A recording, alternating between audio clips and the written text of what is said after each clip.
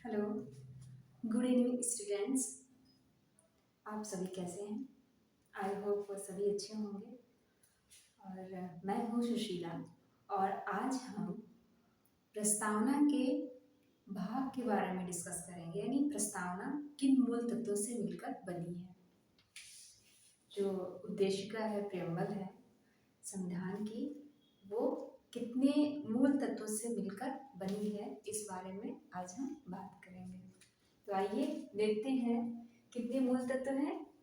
4 मूल तत्व हैं। 4 मूल तत्व हैं, ठीक है। इन 4 मूल तत्वों से मिलकर जो संविधान की प्रस्तावना है वो बनी है। नंबर 1, संविधान के अधिकार का स्रोत, कि संविधान के जो संविधान का स्रोत है वो क्या है, संविधान का स्रोत। नंबर 2 है भारत की प्रकृति या भारत का स्वरूप। नंबर 3 है संविधान के उद्देश्य, संविधान के उद्देश्य। और नंबर 4 है संविधान के निर्माण की तिथि, ठीक है। तो ये 4 मूल रूप से तत्व हैं, ठीक है। 4 तत्व हैं। इन्हीं 4 तत्वों से पूरा जो हमारा प्रस्तावना है वो निर्मित है। तो अब देखते हैं कि जो संविधान के स्रोत की बात की गई है, संविधान के अधिकार का स्रोत या संविधान की जो शक्ति है वो कहाँ से प्राप्त होती है। तो प्रस्तावना घोषणा करती है कि संविधान की शक्ति जनता से अधिग्रहित होती है, यानी संविधान जो है वो शक्ति या अधिकार कहाँ से, जनता से अधिग्रहित करती है, ठीक है। हम भारत के लोग, ठीक है, यानी हम मतलब हम सभी भारतीय। अगला देखते हैं भारत की प्रकृति।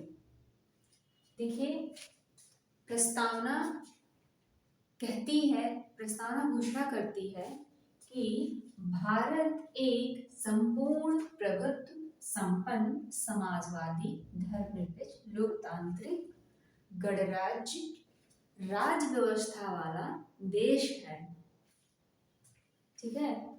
संपूर्ण प्रभुत्व संपन्न मतलब भारत पूरी तरीके से अपने बाह्य और आंतरिक निर्णय लेने के लिए स्वतंत्र है। भारत पर कोई बाह्य शक्ति का दबाव या अधिकार नहीं है। भारत किसी डोमिनियन राज्य नहीं है, ठीक है। तो कैसा है, संपूर्ण प्रभुत्व संपन्न, ठीक है। समाजवादी, समाजवादी की बात करें तो भारत के परिप्रेक्ष्य में बात करते हैं तो भारत में जो समाजवादी की बात की है वो लोकतांत्रिक समाजवाद है, ना कि साम्यवादी समाजवाद। क्या है, लोकतांत्रिक समाजवाद को अपनाया गया है। गांधीवादी समाजवादी की तरफ झुकाव ज्यादा है।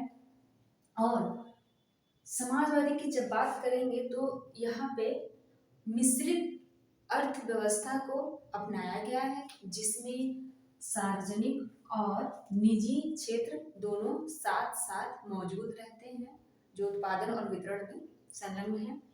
फिर है, अच्छा एक चीज और, समाजवादी जो शब्द है ये मूल प्रस्तावना में नहीं था, इसे बाद में संविधान संशोधन के तहत 1976 में इसे शामिल किया गया। समाजवादी और धर्मनिरपेक्ष दोनों शब्दों को बाद में शामिल किया गया।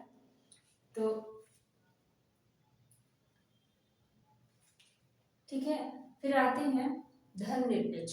धर्मनिरपेक्ष, देखिए धर्मनिरपेक्ष शब्द को भी 42वें संविधान संशोधन अधिनियम 1976 में ही जोड़ा गया था, क्योंकि इसके बारे में कुछ स्पष्ट रूप से नहीं था। तो धर्मनिरपेक्ष का मतलब ये भारत का कोई धर्म नहीं है, भारत सभी धर्मों को समान रूप से मानता है और सभी धर्मों को समान रूप से समर्थन प्रदान करता है। फिर आते हैं लोकतांत्रिक गणराज्य, ठीक है। तो लोकतांत्रिक गणराज्य, भारत में शासन प्रणाली कैसी, संसदीय प्रणाली है और भारत का जो प्रमुख है या राष्ट्रपति है वो चुनाव के द्वारा चुन करके सत्ता में आता है। और जो शासन व्यवस्था है, यानी जो शासन की जो शक्ति है वो जनता के द्वारा, मतलब जनता के हाथों में होती है, जनता के द्वारा चुना हुआ प्रतिनिधि शासन करता है, ठीक है। उसके बाद में तीसरा भाग कौन सा है, संविधान के उद्देश्य। संविधान का उद्देश्य क्या है, तो देखिए संविधान का उद्देश्य की बात करें तो न्याय, ठीक है। न्याय हमारे संविधान में 3 प्रकार के न्याय की बात की गई है। कौन कौन से न्याय हैं, वो है सामाजिक, राजनीतिक और आर्थिक न्याय की बात की गई है। और ये जो न्याय है, न्याय जो तीनों है वो कहाँ से लिए हैं, रूसी क्रांति 1917 से लिया गया है। फिर आता है स्वतंत्रता। स्वतंत्रता 5 प्रकार की स्वतंत्रता की बात की गई है, पहले ही पढ़ चुके हैं। विचार अभिव्यक्ति, विश्वास, धर्म, उपासना की स्वतंत्रता, ठीक। फिर समता, प्रतिष्ठा एवं अवसर की समता, यानी सभी सभी को अवसर मिले, सभी को समान अवसर की प्राप्ति हो और सभी को प्रतिष्ठा मिले, ठीक है। तो ये समता हो गई। फिर बंधुत्व के आदर्श, सभी में भाईचारे की, यानी सभी नागरिकों में भाईचारे की भावना को बढ़ावा मिले, बढ़ावे को बढ़ाया जाए, प्रोत्साहन किया जाए, ताकि राष्ट्र की एकता और अखंडता, व्यक्ति की गरिमा को बढ़ावा मिले, ठीक है। बंधुत्व के आदर्श में क्या है कि लोगों में भाईचारे की भावना को विकसित हो, ताकि राष्ट्र की एकता और अखंडता बनी रहे, ठीक।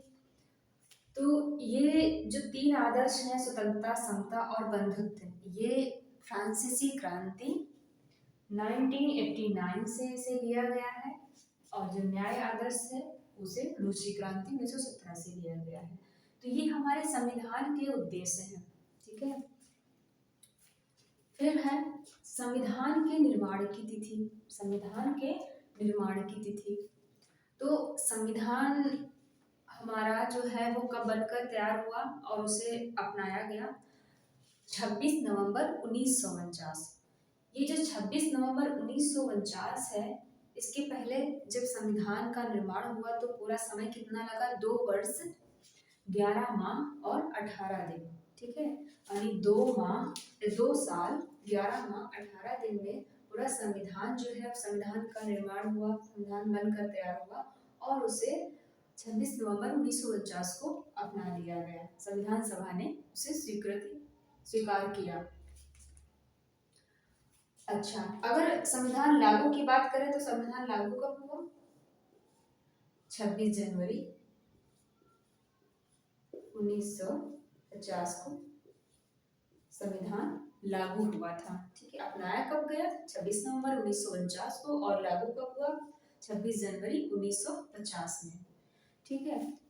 तो ये भाग थे, यानी इन्हीं 4 मूल भागों से ही पूरी प्रस्तावना मिलकर बनी हुई है, ठीक है। यानी संविधान का स्रोत, भारत के प्रकृति या स्वरूप, संविधान के उद्देश्य और संविधान के निर्माण की तिथि।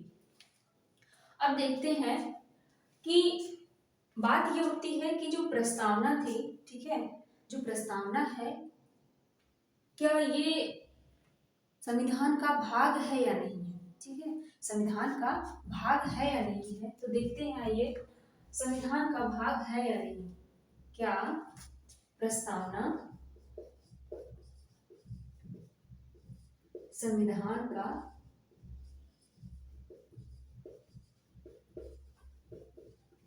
भाग है, तो देखिए सबसे पहले बेरुवाड़ी संघ मामले 1960 में न्यायपालिका ने अपने निर्णय में कहा कि जो संविधान की प्रस्तावना है वो संविधान का भाग नहीं है, ठीक है। उसे संविधान का भाग स्वीकार करने से इनकार कर दिया, ठीक है।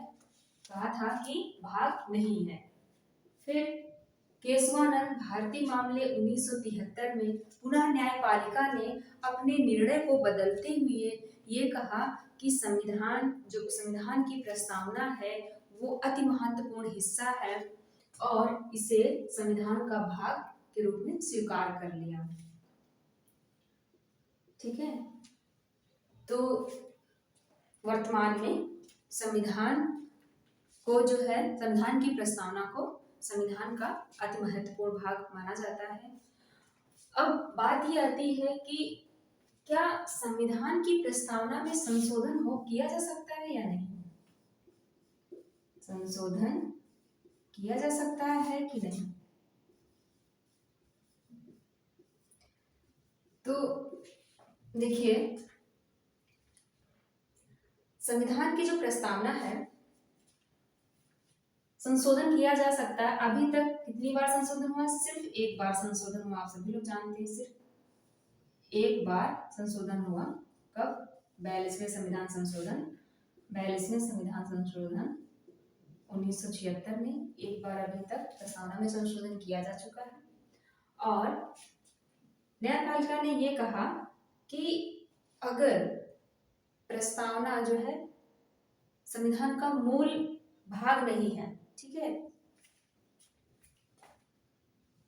मूल भाग नहीं है, मूल तत्व नहीं है, तो उसमें संशोधन किया जा सकता है। हालांकि जो है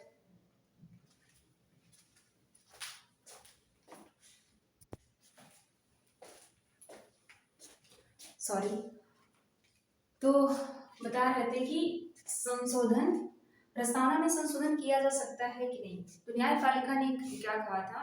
न्यायपालिका ने ये कहा था कि अगर प्रस्तावना के मूल, संविधान के मूल ढांचे में जो सम्मिलित भाग नहीं है उसमें संशोधन किया जा सकता है। यानी जो भाग मूल ढांचे का है, मूल ढांचे का जो भाग मूल ढांचे के तहत है उसमें संशोधन नहीं किया जा सकता है। ठीक है, तो ये है। अब बात करते हैं कि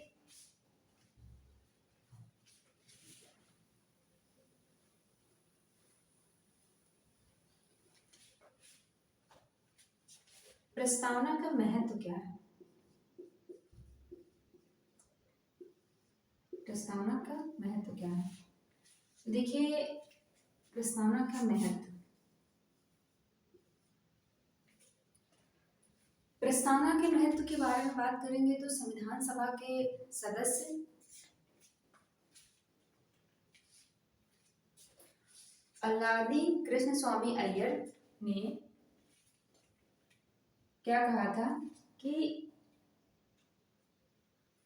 संविधान की जो प्रस्तावना है हमारे दीर्घकालीन, संविधान की प्रस्तावना दीर्घकालीन सपनों का विचार है।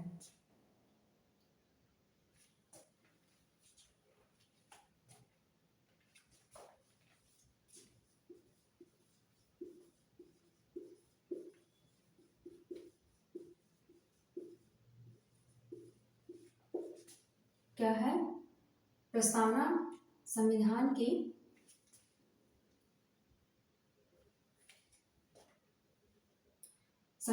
प्रस्तावना हमारे दीर्घकालीन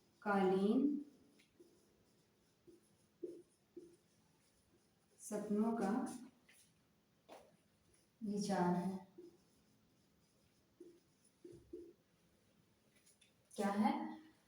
अल्लादी जी ने कहा था, ये संविधान सभा के सदस्य थे और उन्होंने क्या कहा था कि प्रस्तावना जो है वो हमारे दीर्घकालीन सपनों का विचार है। ठीक है, तो इसका महत्व ये है।